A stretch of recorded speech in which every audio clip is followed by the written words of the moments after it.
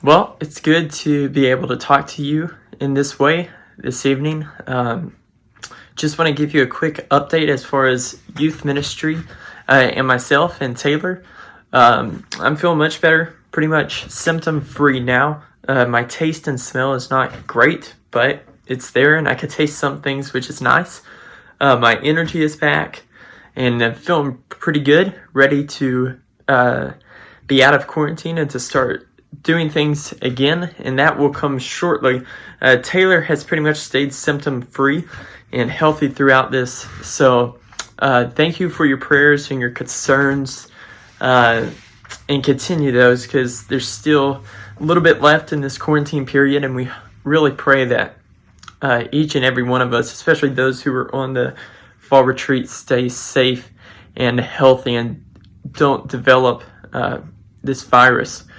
So tonight, I want to continue our series called God's Core. Now, we started this the first Wednesday of October, and we did 2 weeks of it. So the first week, we said that at God's core, at the heart of who God is to help the helpless. And we identified 4 groups in regard to the helpless: the poor, the orphan, the widow, and the sojourner, or the immigrant. And then the week after that, a couple of weeks ago, we said that at the heart of who God is to actually love and to serve Him with all your heart. He wants your whole heart, not some of it. He wants all of it. So tonight, I'm actually going to combine 2 lessons. I'm going to combine what I was going to do last week and combine what I was planning on doing tonight. And that way, next week, we could start our new series. Our new series that's going to start next week is called Little G Gods. And next week, it's going to be the day after the election class. And just so you know, we will have Hangout and Dinner on that day. And that'll be the first youth group activity we start back. So we're not going to do anything on Monday, just to be extra cautious, extra safe.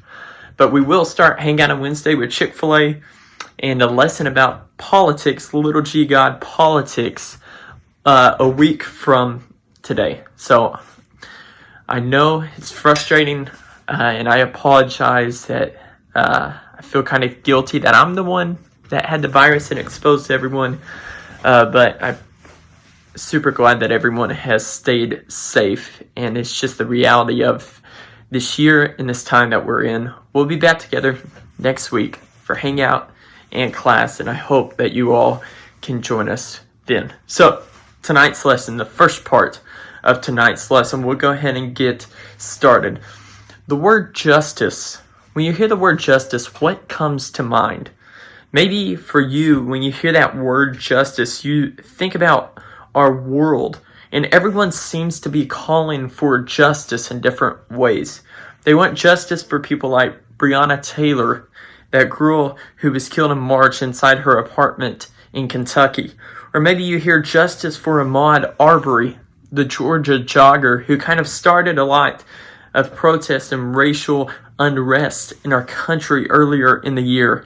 Or maybe it's a little bit more local, a little bit more personal for some, or more touching. And you hear the term justice for Wilder, and you see the signs around town. And that was the little boy who was killed in the Wichita Falls community a couple of years ago. And for 2 years, the boy's mom and many, many others used that phrase over and over and said, justice, justice, justice for Wilder. And then finally, in recent developments, just a couple of weeks ago, the mom's boyfriend at the time of the little kid's death, Wilder's death, was arrested just a couple of weeks ago, and it finally feels as if the family has justice. So everyone in our world wants justice in some way. If someone wrongs you in school, if someone does something to you, if someone's mean to you, don't you want justice for them? Right? If someone pushes you, don't you want someone to push them back? If someone knocks over your books, if someone is mean to you, isn't there this part of you that when you think of justice, you think of revenge? But what is justice? What is justice? One of the things that is most important to God is justice. In fact, Isaiah 30:18 says, "For the Lord is a God of justice." The Lord is a God of justice. And this verse alone would sum up why we're saying it's at the heart of who God is. But for our purposes, I want to look a little bit further and really delve into this idea of justice and what it truly means, especially for us today. I want to go back all the way to the beginning. Okay, so Genesis chapter 1, God's creating everything. And then in verse 26 through 30, it says this. Then God said, "Let us make mankind in our image, in our likeness, so that they may rule over the fish in the sea and the birds in the sky, over the livestock and all the wild animals, and over all the creatures that move along the ground." So God created mankind in his own image. In the image of God, he created them. Male and female, he created them.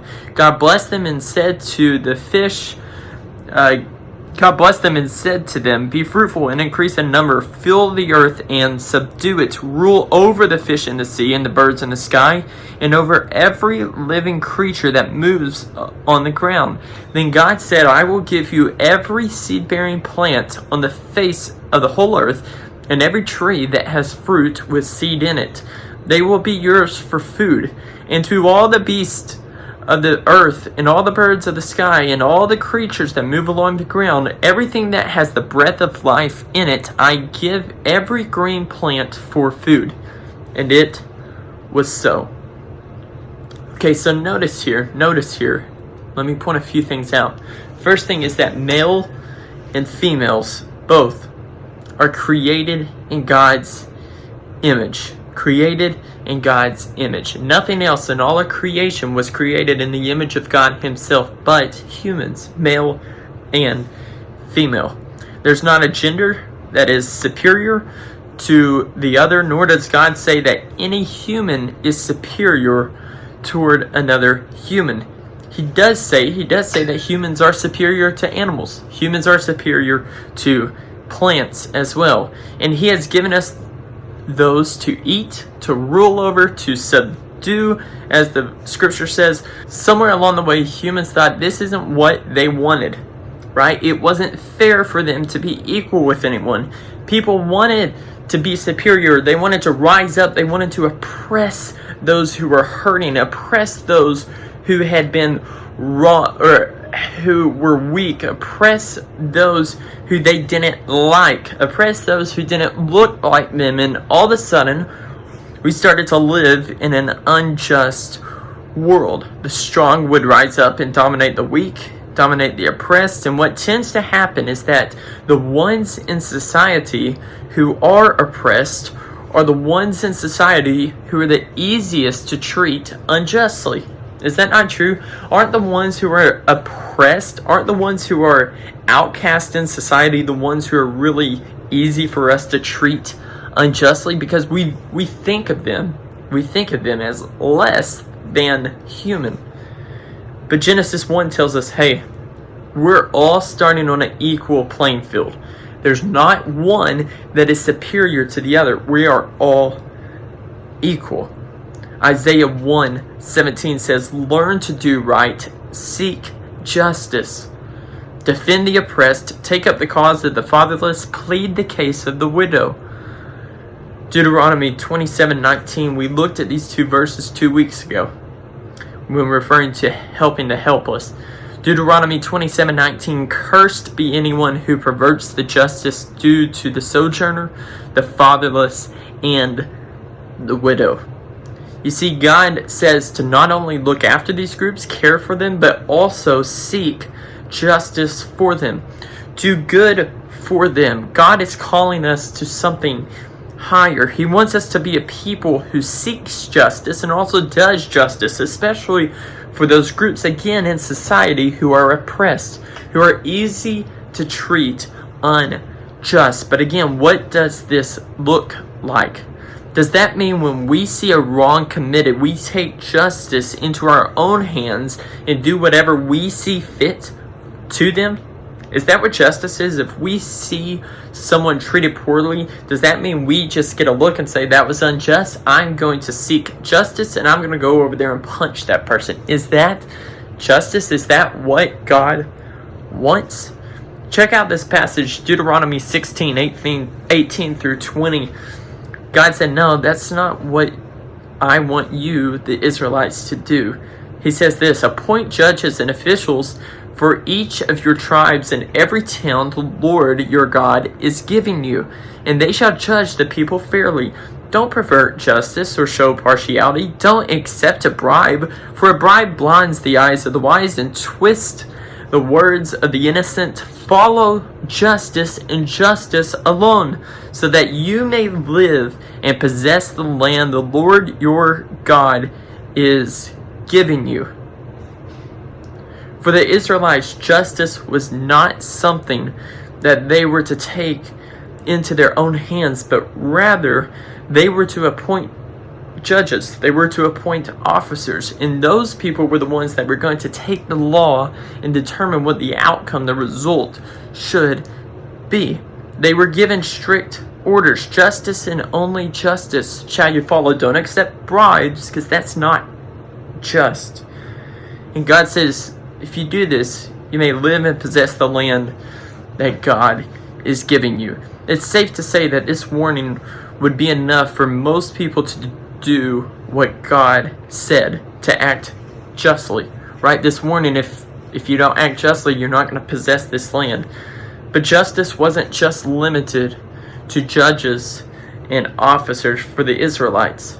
Micah 6:8, a very famous verse, you've probably heard it before. It says, he has shown you, O mortal, what is good. And what does the Lord require of you? To act justly, to love mercy, and to walk humbly with your God. What does justice look like for you and I? Well, a few weeks ago in class, we said that Jesus was the best representation of who God is. And if this is true, then doing justice for you and I, at the simplest of terms, can mean simply looking into the life of Jesus. And if Jesus was a person, a God, a justice, then we could do what Jesus did and be just. You see, Jesus came and he showed true justice. Jesus pretty much says this in Luke 4:18. He quotes the prophet Isaiah and he says this, the Spirit of the Lord is on me, because he has anointed me to proclaim good news to the poor. He has sent me to proclaim freedom for the prisoners and recovery of sight for the blind, to set the oppressed free. Is that not justice? Doesn't that sound like justice to you? And if you and I are going to be a people that stands up and shows justice in this world, we have to be a people that stands up for at times when others are not treated justly. And one of the best ways we could do that, showing justice, is by helping the helpless. This ties back to our first lesson. Helping the helpless. When you do that, you're showing justice for them.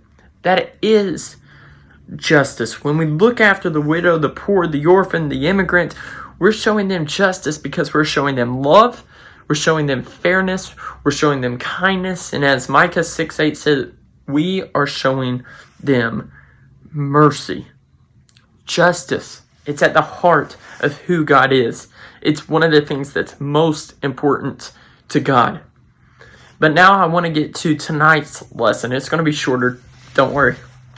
Tonight's lesson, and it's the final thing, and you probably have guessed what this was going to be. What's most important to God? Well, what's most important to God is this one last thing, to love him and to love others. When God was in human form, I think it's important for us to say it that way. When God was in human form on earth, he had this interaction with a lawyer in Matthew 22.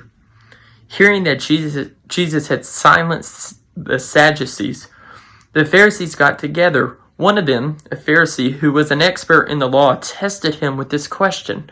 Teacher, which is the greatest commandment in the law? Jesus replied, love the Lord your God with all your heart and with all your soul and with all your mind. This is the first and greatest commandment. And the second is like it.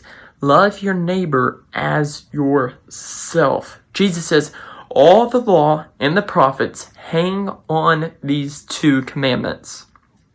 Out of the 613 laws that God gave Moses on the Mount of Sinai, he said that these two were the most important to himself. Out of all these laws, these are the most important. In fact, you can do all the other 611 perfectly, flawlessly. But if you aren't doing these two things, the law, it's gone. You've failed. You failed miserably. James says in James 2:8, he says, if you keep the royal law found in Scripture, love your neighbor as yourself, you are doing right. The royal law, love your neighbor as yourself. It's at the heart of who God is. As we wrap up, I want to read one more verse. It's from Romans chapter 13. Romans 13, a great chapter to read in this time of your life with elections. Interesting passage, but we're not going to go into that. We're going to read verses 8 through 10, and it says this: let no debt remain outstanding. You know what that means? When you have an outstanding debt, it means that you haven't paid it all the way off. So if you have a credit card and you spent $200 on it and you've only been making $30 payments for 3 months, you still have over $100 left to pay. Your debt is still outstanding. And Paul says, don't have any outstanding debt except the continuing debt to love one another. For whoever loves others has fulfilled the law. Okay, so you get that? Paul says, don't have debt except your debt to love one another. In other words, he's saying you can never pay it off. You can never love your neighbor so much that you're done, that you don't have to anymore. Verse 9, the commandments, you shall not commit adultery. These sound familiar. The 10 commandments, right? You shall not murder, you shall not steal, you shall not covet. And whatever other commandment there may be are summed up in this one command. Love your neighbor as yourself. Love does no harm to a neighbor. Therefore, love is the fulfillment of the law. As we wrap up tonight and this series, consider these questions. Am I living out the greatest commands? Do I love God with all my heart, all my soul, all my mind, and all my strength? Am I loving my neighbor as myself? How about this question? Is what's most important to God most important to you? Do you help the helpless, the orphan, the poor, the widow, the immigrant? Is your whole heart devoted to God? Do you seek justice for the oppressed? Do you love God and your neighbor? And if not, pray to God. Pray that He would give you a heart that wants the things that He wants, a heart that seeks the things that He wants you to seek. Well, I hope that this series has been beneficial to you. Again, our next activity, our next thing, our next get-together will be our hangout and dinner a week from today. And then we should be rocking and rolling, borrowing any positive COVID tests. So, stay safe, everyone.